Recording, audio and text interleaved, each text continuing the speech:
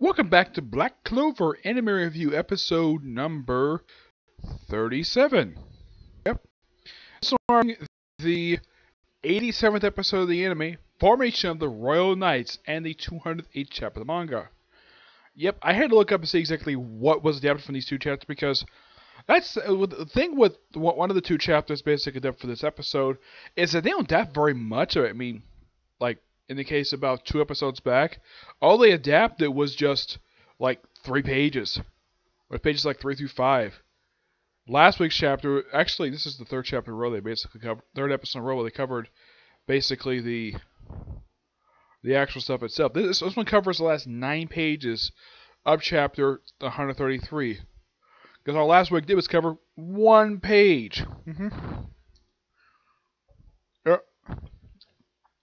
Yeah, pretty much it covers the last 9 pages of the chapter, plus, just before the credits happen, adapt the first 5 pages of chapter 134. And that is all they adapted for this episode. But what's happened in this episode, okay, you have the young Captain Vermilion's younger sister, whose sister, who Asha calls Sis Lion, even though her name is Melagia, I think that's how they pronounce her name. Yeah.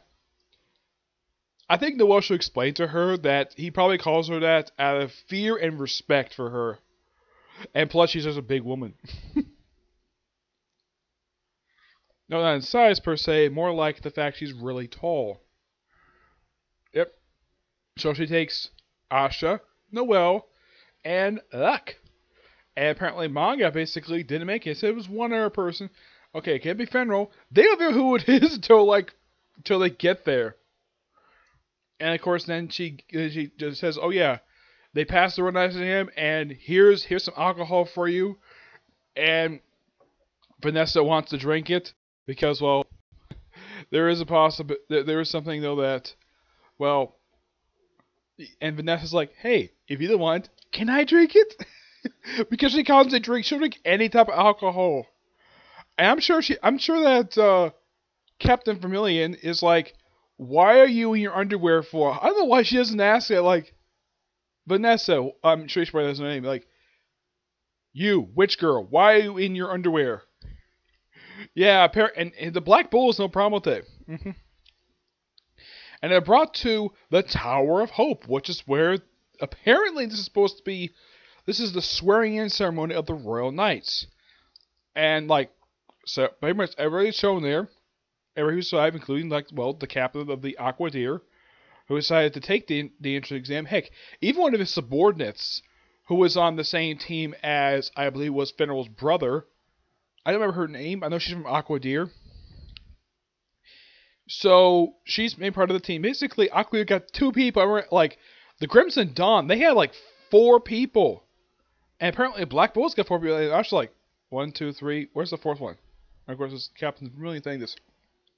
And he has Zora comes down from the ceiling, and apparently he's been recruited to the Black Bulls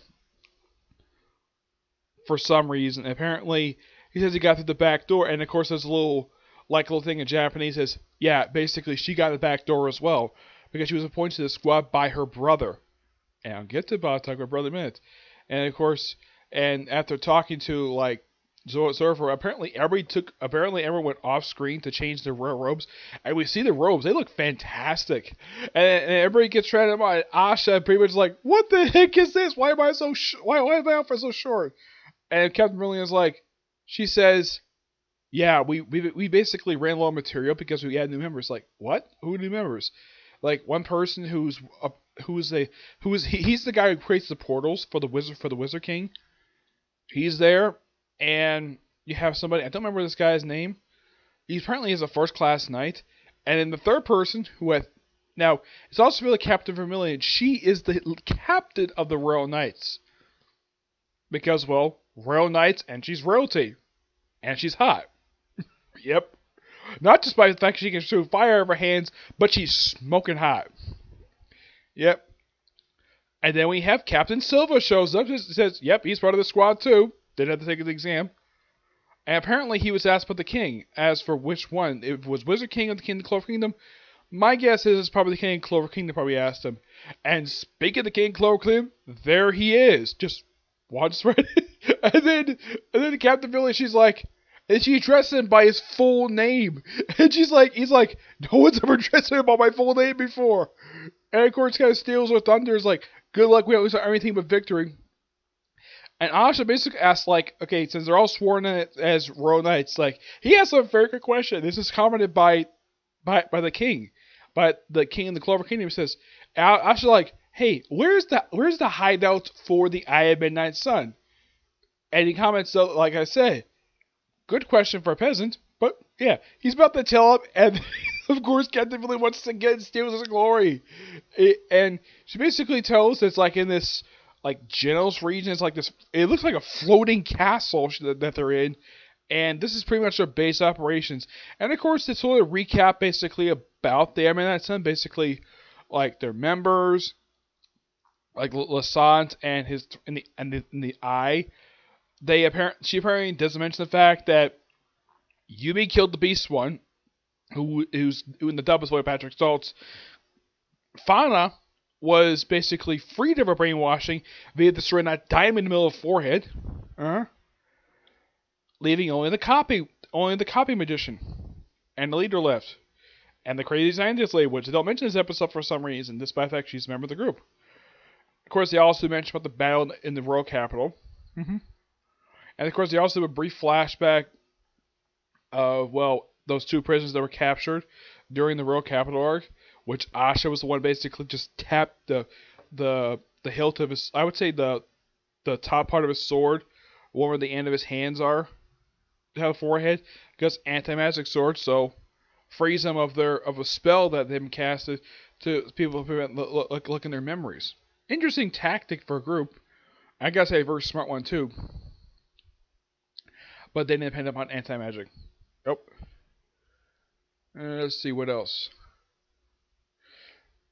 Oh yeah, then we cut to looks like a flashback. Yes, a flashback. And this is where 134 comes in. Where it looks like it takes place before. It looks like we're in time where you have the copy magician dreaming about his time with the elves. And this is before they were all killed by that mysterious light, which is probably much. What was the cause of that? That was not revealed much later. Like, my gosh, it was not revealed until later. Where he says some stuff, and of course they go off and have dinner. Mentioned this is an early version of Lassant, basically, who was with a human princess, and she's pregnant. And he basically talks about it, and the guy wakes up and says, huh, must be waking up, must be happening soon. Yeah, that's pretty much what the guy says. Yep. And that's where the episode ends. Kind of odd they ended with basically a flashback. Though it's from the first 5 pages of the chapter. I did check it before I basically went on here. Yeah, otherwise though, fantastic episode. I love it. Now to talk about the newest chapter manga. Let's see if I can get to it. Oh, I forgot. They do kind of reverse order. I just noticed just now. They do kind of basically adapt the rest of the chapter. But like I said, the stuff that happened. What they did with this chapter is they did kind of reverse. They basically jumped straight to basically page 6, and they go from there straight to the end, and then it's like, well, and then it comes to pretty much the flashback thing. It was kind of an odd way they adapted it, but why not? So yes, they pretty much have adapted for the entirety of chapter 134. Alright, now let's start with the newest chapter. First, yeah, it looks like a fight between, looks like a former captain of the Purple Orcas fighting some other person. Can't tell who it is. And we see Yumi. Yeah, I think, no, that's not Noelle. It's a female elf that's basically walked with him. Of course, he's both his muscles. And then we come back to Asha, Yuno, and Lassant taking on the demon, who you barely see this chapter. He's there, but you barely see. You don't see him very clearly.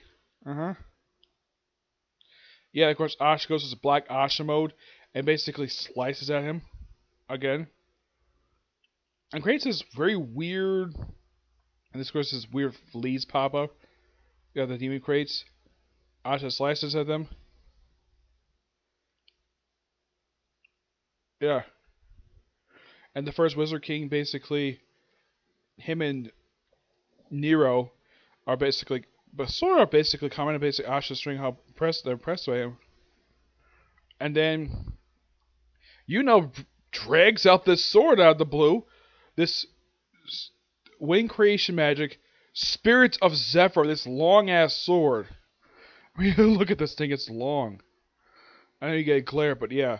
And Asha basically is like, it basically goes a little bit deep. It looked like go a little deeper into the Black Asha mode. Yeah, because yeah, I'm gonna be the Magic Emperor, Black Divider, Anti-Magic Sword, Black Divider. Apparently, it looks like he got his big sword back somehow, and it looks different. It's not fully black. It looks like it's, from the look of it, it looks like it's the same length as regular sword, but it looks like it has a little bit of white in it, which is kind of interesting. Kind of looks like diamond from the look of it, yeah. But this was a pretty good chapter, and it doesn't seem like it's like grand climax. Let's see. It says, resonate, break the limit.